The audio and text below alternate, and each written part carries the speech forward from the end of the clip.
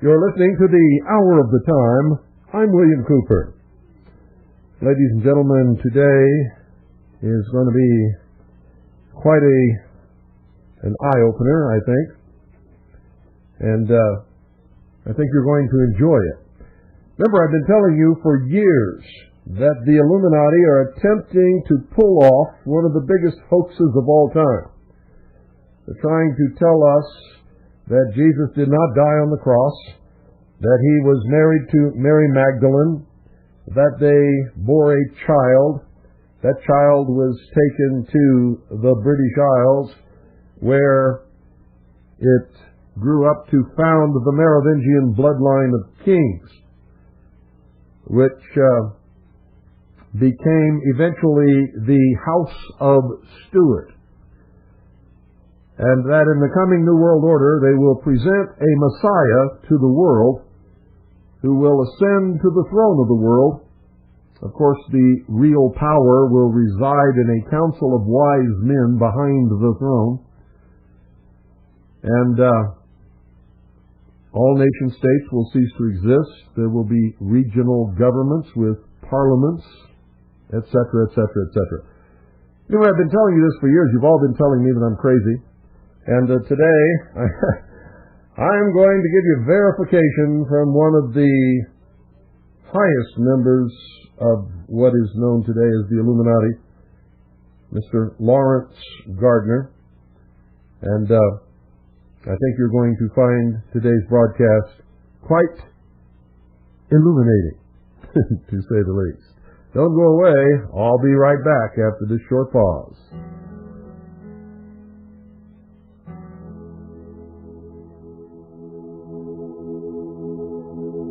There's no reason for you to lose your mind, 'cause I've seen something that's gonna change our time. If I could, I'd make you understand. If I could, I'd make you understand.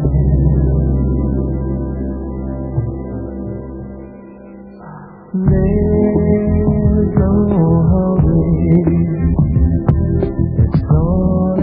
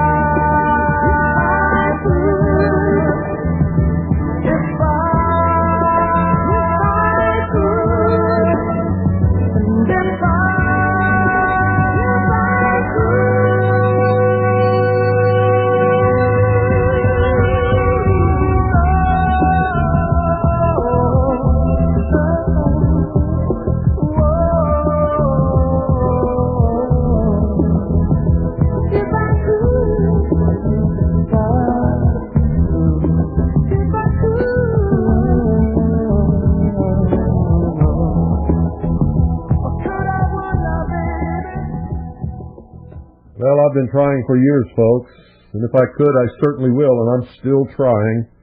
And I know that some of you are finally catching on, but many of you are still left in the dark, so to speak. Lawrence Gardner recently wrote a book called Bloodline of the Holy Grail, The Hidden Lineage of Jesus Revealed, with a foreword by Prince Michael of Albany.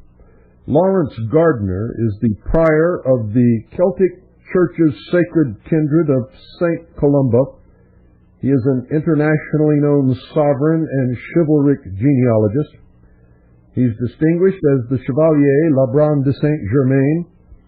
He is President Attaché to the European Council of Princes, a constitutional advisory body established in 1946. He is formally attached to the noble household guard of the Royal House of Stuart, founded at Saint-Germain-en-Laye in 1692.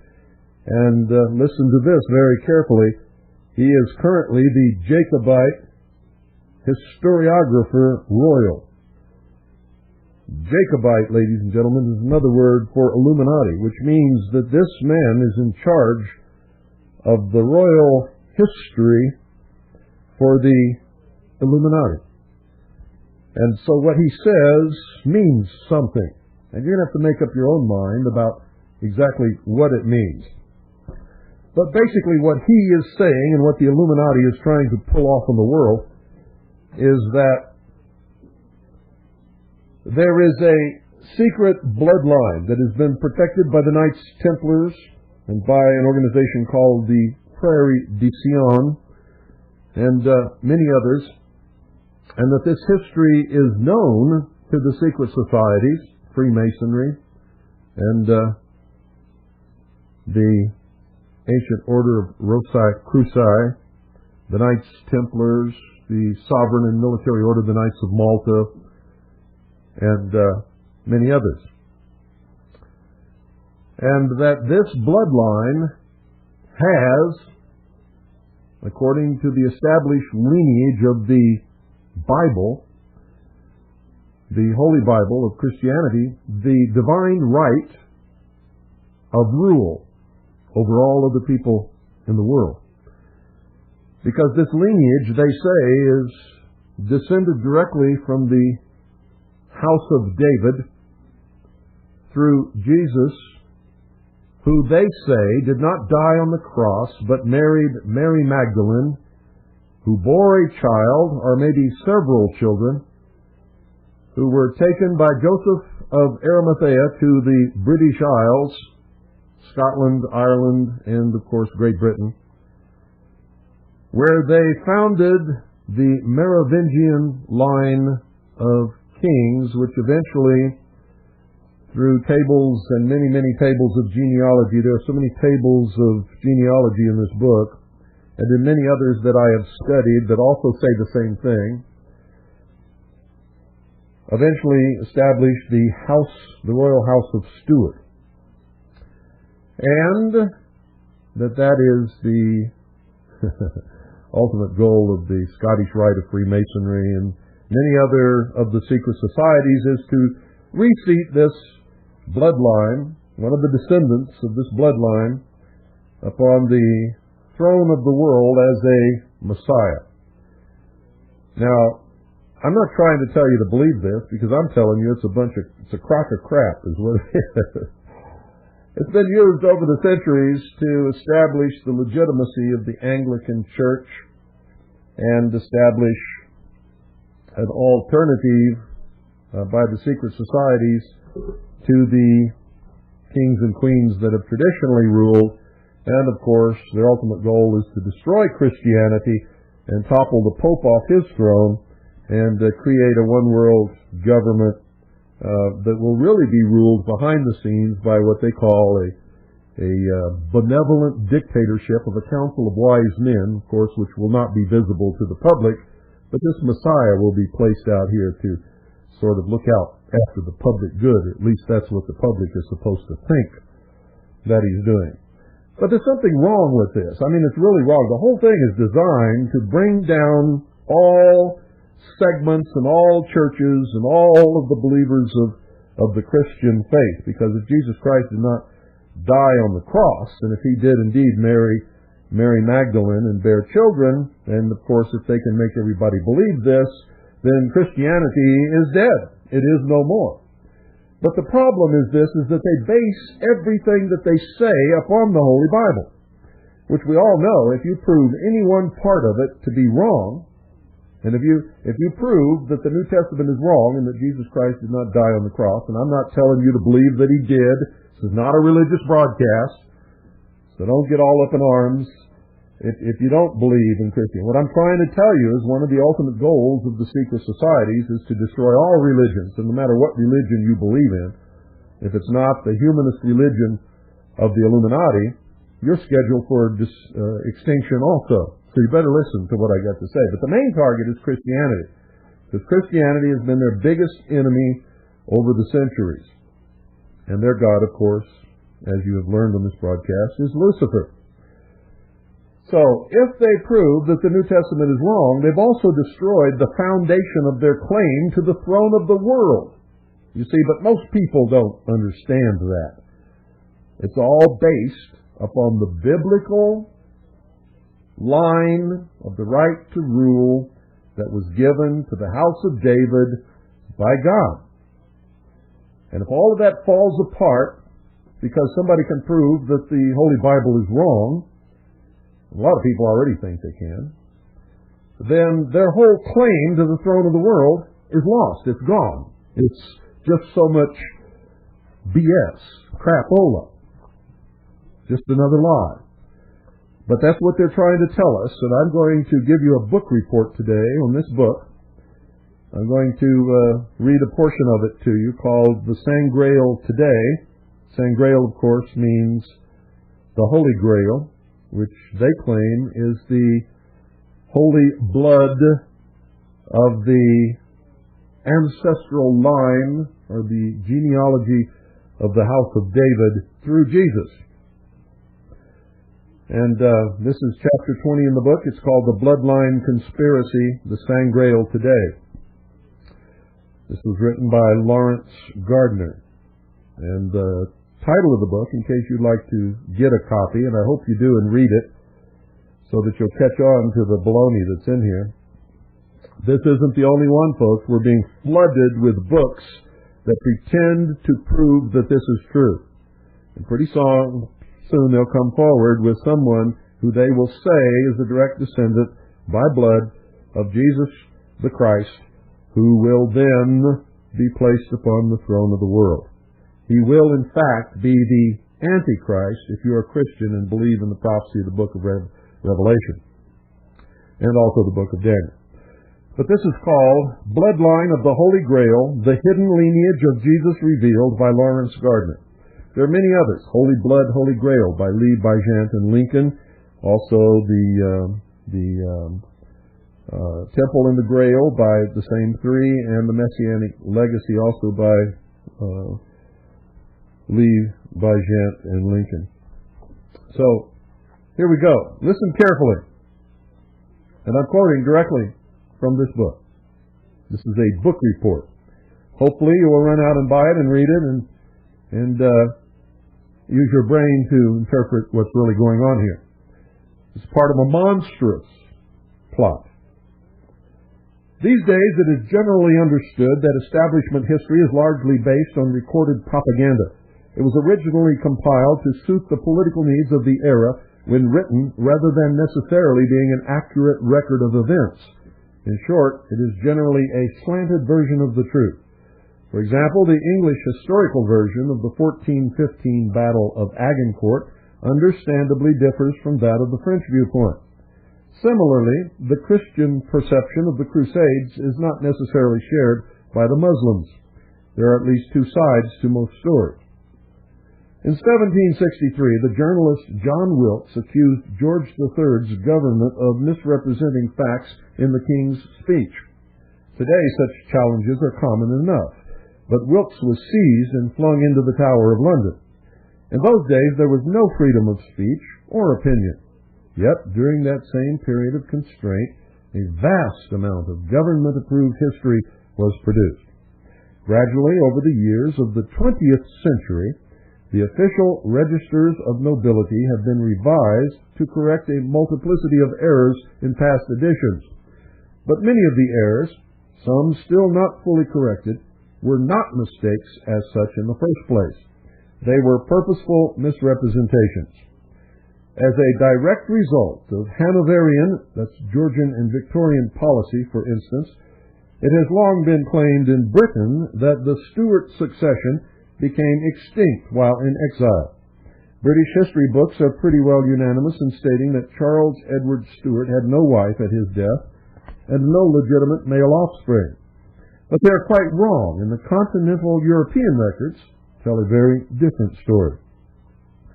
According to doctrinal English opinion, the present heir to the royal house of Stuart is Prince Franz of Bavaria, who is said to inherit the Scottish honors by virtue of the last will and testament of Charles Edward's younger brother, Cardinal Henry de Jure, Duke of York. This will supposedly nominated Charles Emmanuel IV of Sardinia as the Stuart successor. By way of marriage in the female line of descent from Charles Emmanuel's brother, Victor Emmanuel I, the present Franz of Bavaria succeeds his father, the late Prince Albrecht, relying in this on a somewhat tenuous ancestry back to Henrietta, a daughter of Charles I. The fact is, however, that Cardinal Henry Stuart's will did not name Charles Emmanuel as his successor. This is a complete fantasy that has made its way into the history books, but it was originally a purposely contrived deception on the part of Georgian politicians, a deception perpetuated by the later Victorian ministers.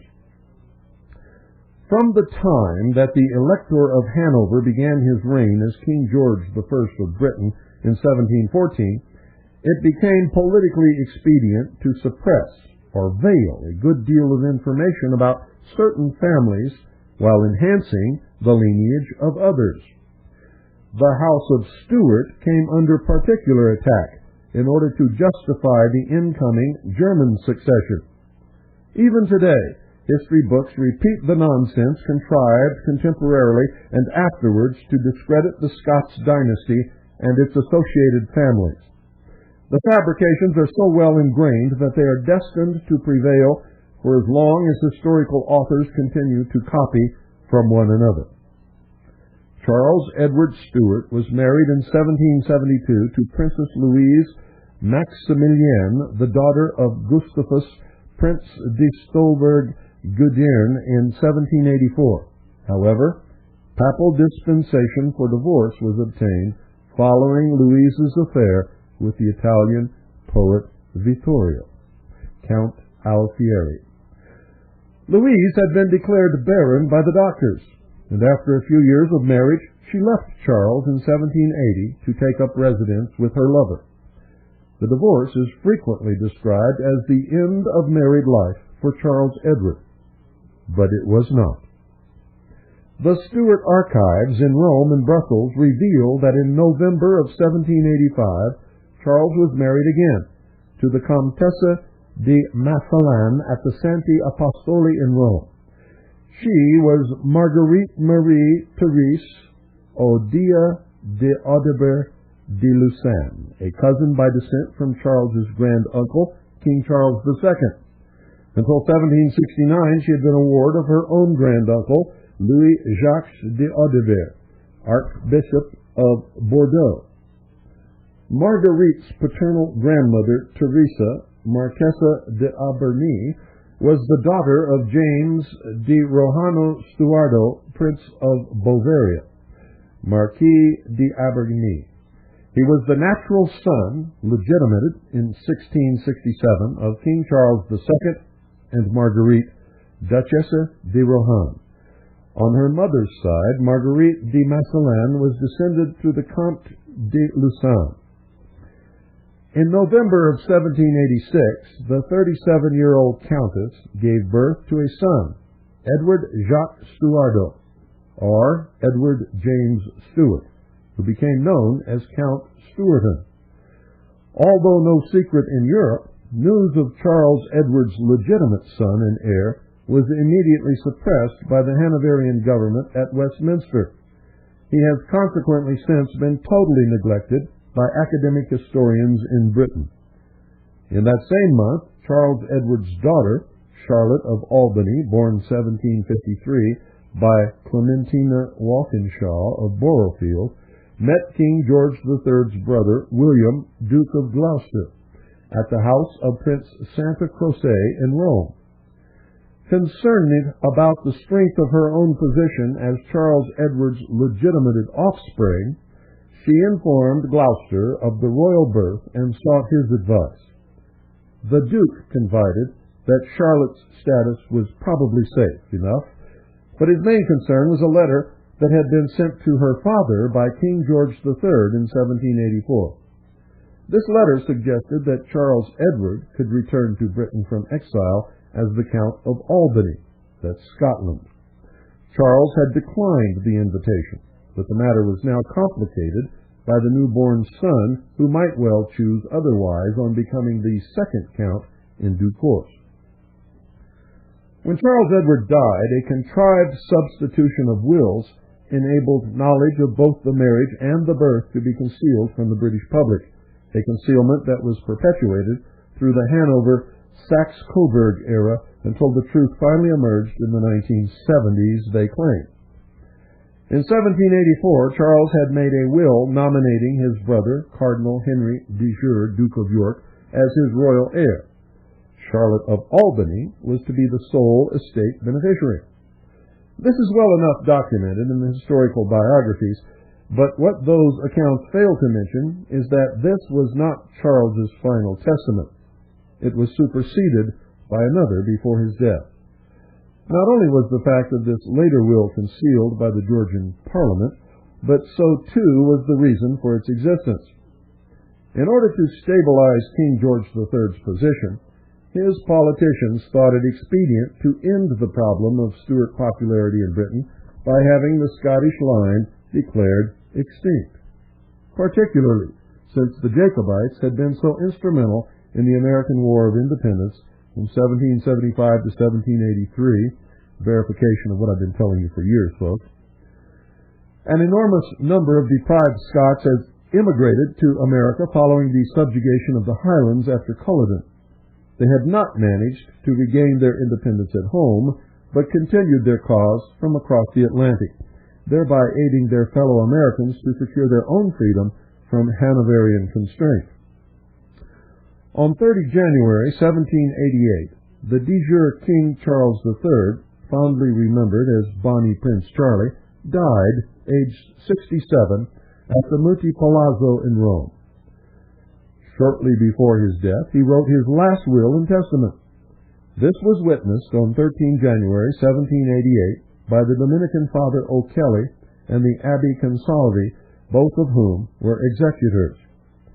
The will stated that Charles's offspring, Edward James and Charlotte, were to be co-heirs of the estate. His son Edward was to succeed to the royal honors on his 16th birthday, and Cardinal Henry was to be temporary regent in the meantime.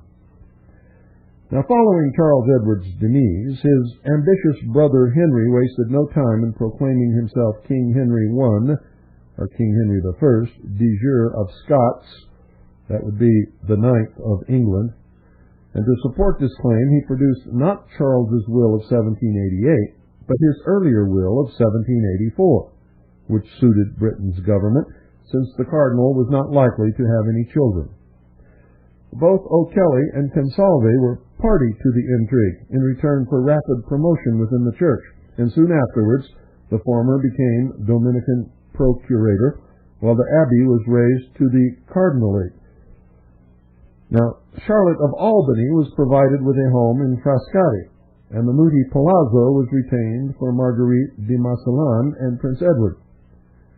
Also involved in the scheme was the Abbé James Placid Waters, procurator of the Benedictines in Rome. Now, by declaring himself king de jure, Henry sought to nullify the immediate regency clause in his brother's will, but in January 1789, Henry made his own will in which he redressed his selfish strategy for the future. All his possessions and heritable status were bequeathed to Prince Edward James, that is, quote, to my nephew, Count Stuarton, end quote. Both Cardinal Ercole Consalvi and Cardinal Angelo Cesarini were privy to the will and were executors, as attested in their memoirs. As it happened, Henry subsequently lost a great deal of his wealth in the French Revolution and during the Napoleonic advance into the Papal States. In 1799, he became a pensioner of the British Crown at the rate of £5,000 per annum, which is about $250,000 in today's terms. But in return, he was required to rewrite his will. At a joint meeting between Prince Edward, Comtesse Marguerite, and the Pope, a suitable rewording was agreed. The new will was made in 1802, but the inheritance still rested with Prince Edward. The revised document simply substituted the words, quote, to my nephew Count Stuarton, end quote, with, quote, in favor of that prince to whom it descends by virtue of de jure blood relationship, end quote. When Henry Stuart died in July 1807, King George and the British Parliament decided that the second will was actually less appropriate than the former. They therefore ignored the 1802 document and reverted to Henry's original will of 1789, and the press reported that Henry had made his bequest to his relation Count Stuarton, meaning, of course, Edward James. However, no one in England thought to inquire who this relation Count Stuarton might be. Having dealt with the first hurdle, the Hanoverian ministers then produced Henry's amended 1802 will. By virtue of its malleable nature, the wording, that is, in favor of that prince to whom it descends by virtue of de jure blood relationship, was strategically implemented in favor of Charles Emmanuel IV, ex-king of Sardinia. He had recently abdicated to join the Jesuit order, and so the Stuart legacy passed to a potentially childless monk. Charles Emmanuel duly wrote to King George's Parliament denouncing the nomination because he knew the Stuarts to be alive and well. Indeed, having lived with him in Sardinia from 1797, Marguerite and her son Edward were then resident at his house by the Corso in Rome. The correspondence was ignored at Westminster, and the whole issue was put under wraps in Britain. History now records the diverted succession as having progressed from Sardinia through Modena into Bavaria. The reality is that the legitimate royal house of Stuart exists today and has long been actively interested in European constitutional management. In 1809, a dispute over sovereign loyalties arose between two sons of George III. It became known as the War of the Brothers. Prince Edward, Duke of Kent, the father of Queen Victoria, was a Freemason, while his brother, Prince Augustus Frederick, Duke of Sussex, was a Knight Templar. Edward's problem was that his brother's Templar colleagues were Stuart supporters. He therefore endeavored to sway their allegiance to the reigning House of Hanover. In the event, he failed, but compromised by creating a Templar-styled branch within the existing Masonic structure. This fell under the protectorate of Kent and followed the English York Rite of Freemasonry. The chivalric Templars pursued the Scottish Rite under the protectorate of Prince Edward James Stuart, 2nd Count of Albany. There he verifies years of research that I've done, that I have given you over this broadcast. I continue. While the exiled Stuarts were in France and Italy, they were deeply involved with the general growth and dissemination of Freemasonry, and they were the instigators of the exported Scottish Rite, which had higher degrees and held more profound mysteries than other Masonic systems. Prominent in this movement was Charles Edward's cousin and mentor, the Comte de Saint-Germain.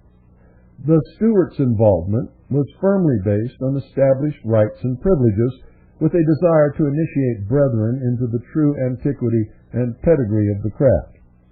In England,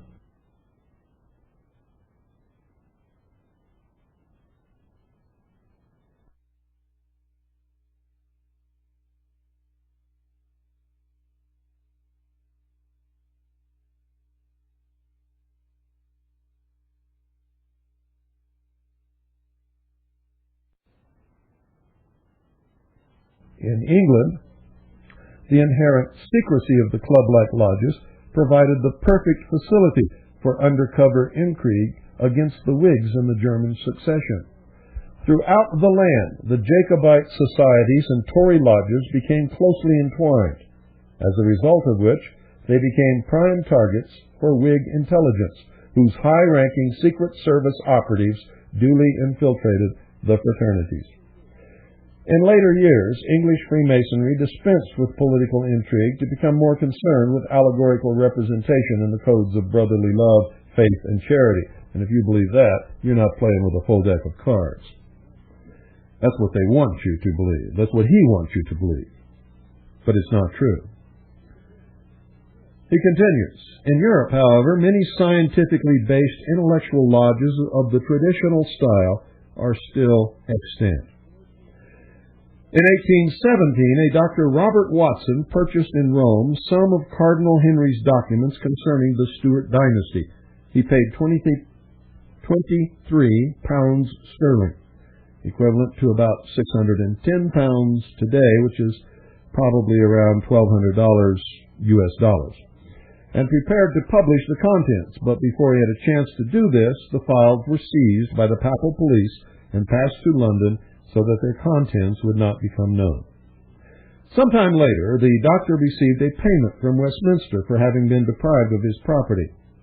Not content with this, Watson pursued his right to the papers, only to be found dead, supposedly having committed suicide in 1838. The papers have never since appeared in the public domain. Along with Cardinal Henry, the Abbey Waters also lost his possessions and became a pensioner of King George. Waters, an executor for Charlotte of Albany, was the custodian of various other Stuart papers. His guardianship, of which constituted the route to his future Hanoverian income, and in 1805 the Abbey was obliged to pass them over to the British government. At length, some were deposited at Windsor Castle, where they remain today. As for the rest, their whereabouts are conveniently unknown. And, folks, if I had to make a bet, remember the fire they had at Windsor Castle? Remember that fire? If I had to make a bet, I'd bet those papers were all burned. Anything that would legitimize a claim to the throne by the House of Stuart was most probably destroyed in that fire. By virtue of these documentary acquisitions, the way was deemed clear for Prince Edward James to be totally excluded from historical records in Britain. But this was not the case in continental Europe, where he is well documented in papers held by the Stuart trustees and features in the writings of Renée, Viscount Chateaubriand, Abbé James Waters, Princess Caroline Murat, and others. Although the Stuarts had been ignored by the British authorities since the death of Cardinal Henry, the descendants of Prince Edward James, Count Stuarton, second Count of Albany, have been actively engaged in social, political, military, and sovereign affairs for the past 2 centuries. They have often advised governments on constitutional and diplomatic matters in an effort to promote the ideals of public service and religious toleration as upheld by their own reigning house, and they have been particularly concerned with matters of trade, welfare, and education. In 1888, Prince Edward's grandson, Charles Benedict James Stuart, 4th Count of Albany, was scheduled to visit Britain. He was due to attend a grand Stuart exhibition at the New Gallery, London.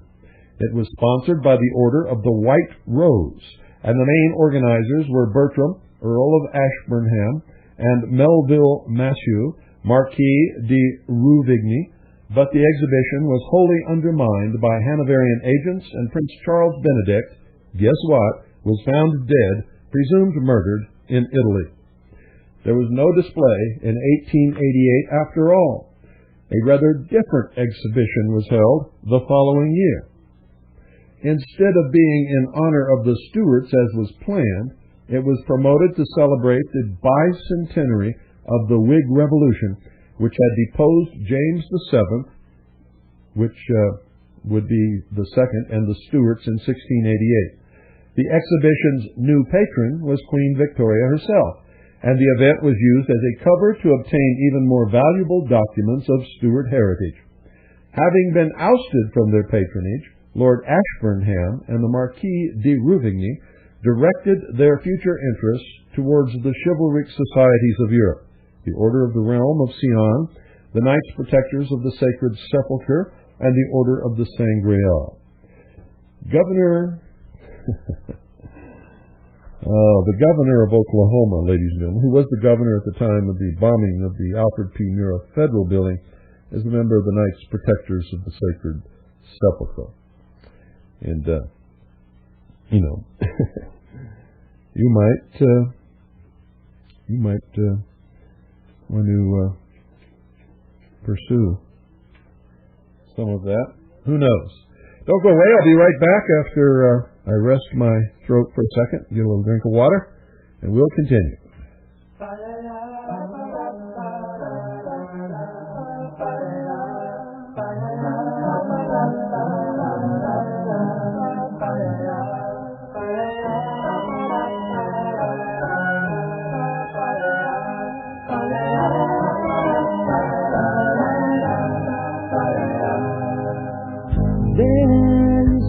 Grand tower alone on the sea, you became the light on the dark side of me. Love remains a drawback high enough to hear. But did you know that when it snows, my eyes become alive and the light that you shine can't be seen?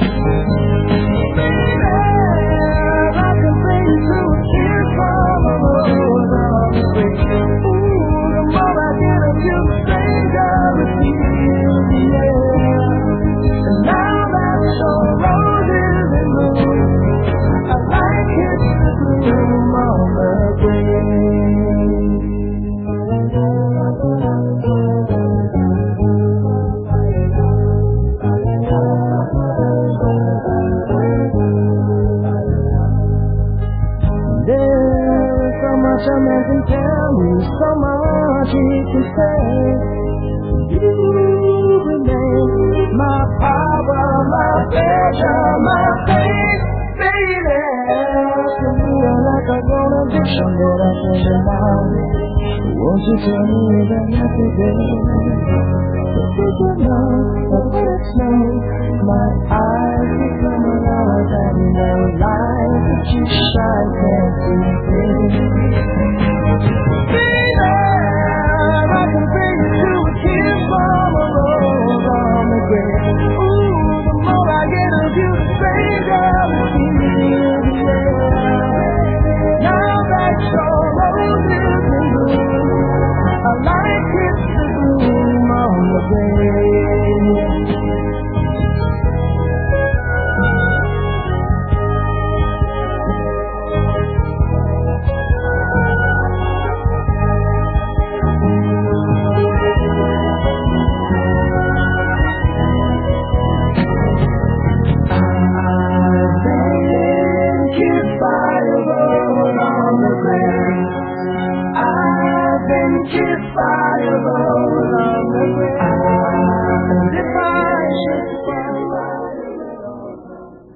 Well, let's continue with this, folks. We're not going to finish this today. We'll wrap it up tomorrow.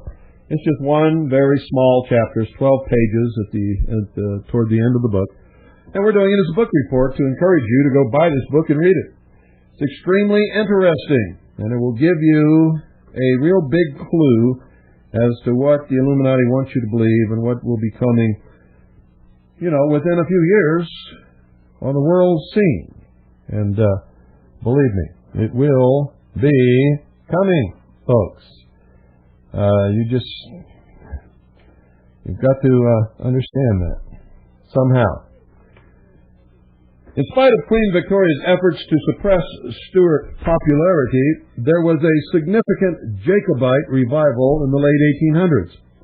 The Queen's advisors therefore sought to emphasize her tenuous claim to Stuart descent to the exclusion of the Stuarts' own Scottish heritage. As a result, Thane Banco and the Scots line from King Alpin disappeared from the Hanoverians' readjusted Stuart registers. The Lord Lyon, King of Arms, subsequently wrote, "The traditional account of the descent of the family from Banco, Thane of Lochaber, and through him from the ancient kings of Scotland, is now generally discredited. From that time, the Stuarts' Breton line was brought wholly to the fore. But why anyone should have to discredit one line of a descent in order to promote another is beyond ordinary understanding. Everyone has at least two lines of immediate descent, and the Stuarts, of course, were no exception." Subsequent members of the Scots royal family were prominent in the Belgian resistance during World War II. Hubert Pirlo, Prime Minister of Belgium, was a close friend of the Stuarts, who had reverted to the original spelling of their name in 1892. In that year, they had moved to the Chateau du Moulin in the Belgian Ardennes, where they lived until 1968. This castle had originally been given to the family in 1692 by King Louis XIV. As recently as 1982, the city of Brussels honored the Stuarts with a grand reception. Then, on 14 December 1990, the Brussels registrars signed, sealed, and authenticated an updated charter of the Royal House of Stuart, detailing the complete family descent from the time of Robert the Bruce down to date. Today there are several lines descended from Prince Edward James, 2nd Count of Albany.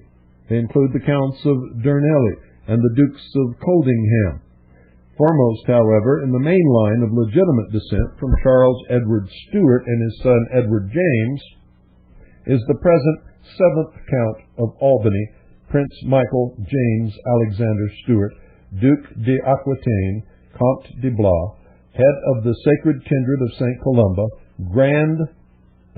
Knight Grand Commander of the Order of the Temple of Jerusalem, Patron Grand Officer of the International Society of Commissioned Officers for the Commonwealth, and President of the European Council of Princes.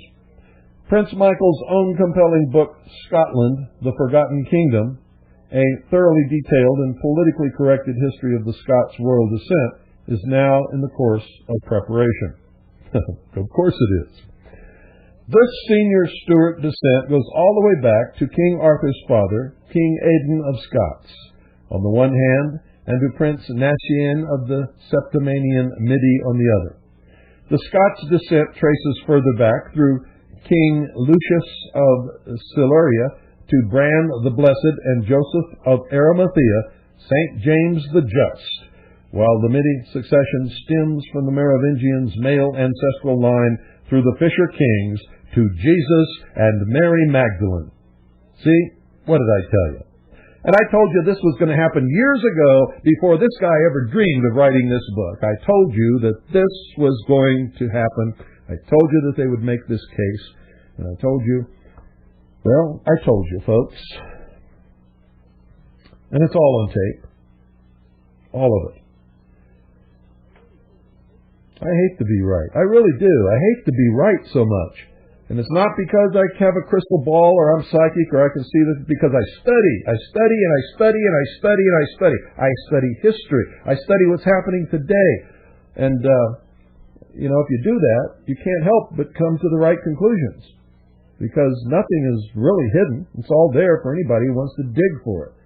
So most people are just too lazy to do it. Let me continue. We might get through this today. I don't know. Maybe. No, I don't think so. We'll have to finish tomorrow. But anyway, let me continue. Conjoining the lines from their first century points of departure, the descent is in the succession of the royal house of Judah. This is a truly unique line of sovereign lineage from King David in one of the key descents which comprise the bloodline of the Holy Grail. Now, let me tell you what's really behind this, ladies and gentlemen. Behind this, and you better listen to me carefully, is pure Zionism. The concept that there is a divine race chosen by God to rule over all other races and all other people in the world, and that this divine right to rule was given to David, and that his descendants, which they now call British Israelism, are Christian identity, and the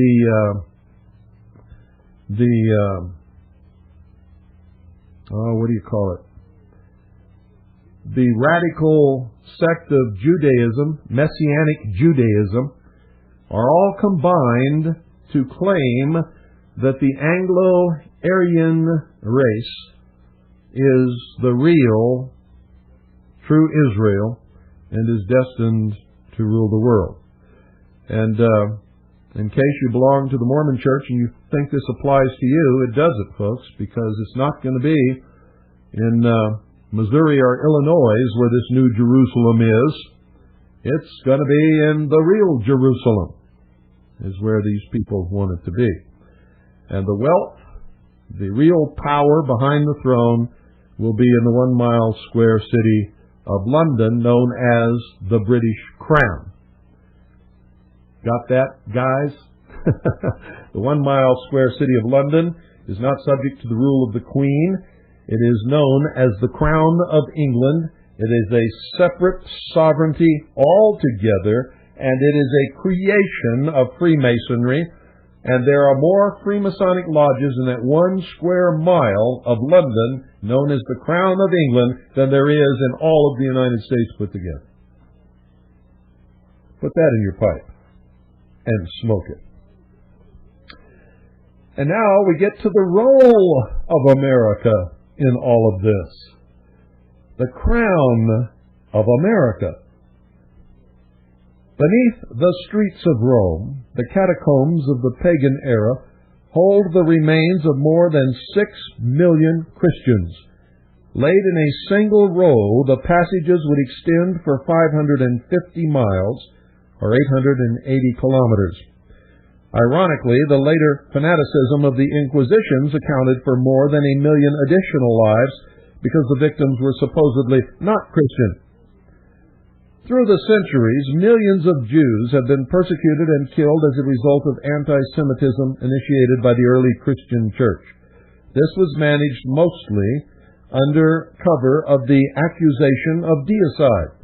It ran completely out of control during the Holocaust of the early 1940s. But anti-Semitism still lingers. Tens of millions of Soviet Russian lives were lost during Stalin's brutal dictatorship, an autocratic totalitarianism that despised religion in any form.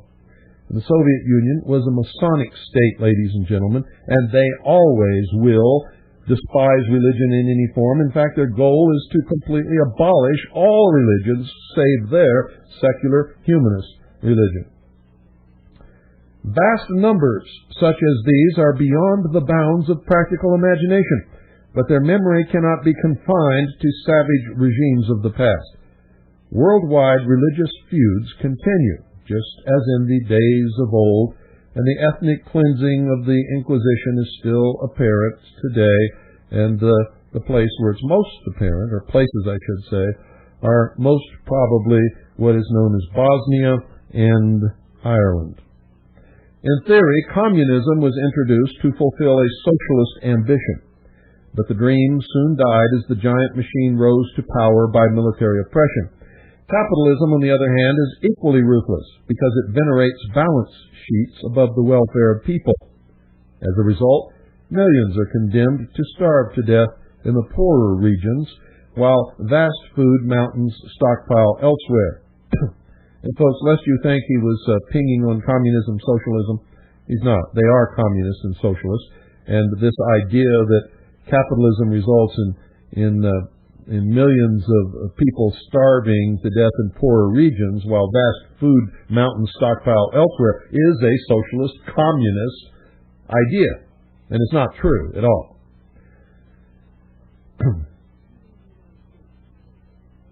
Even in the United States, he says, where the Constitution promotes the ideal of liberty and equality, we see an ever-widening gap between the privileged and subordinate groups. Rich communities are now barricading themselves within walled environments, while the welfare systems of the West are crumbling into bankruptcy.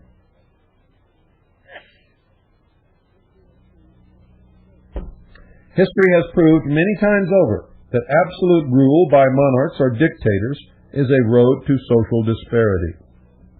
Yet the democratic alternative of elected government has often proved similarly inequitable.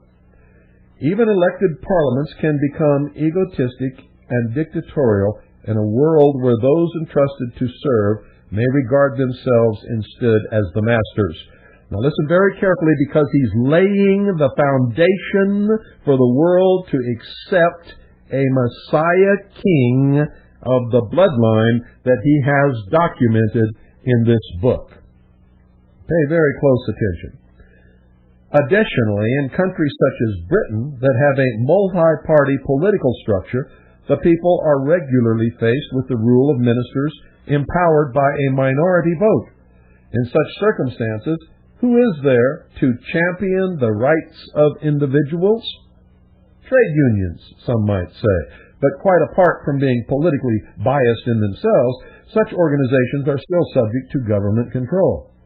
Although they may have a weight of membership, they have no final authority to equal that of Parliament. As far as the judicial system is concerned, its purpose is to uphold legal justice, not moral justice.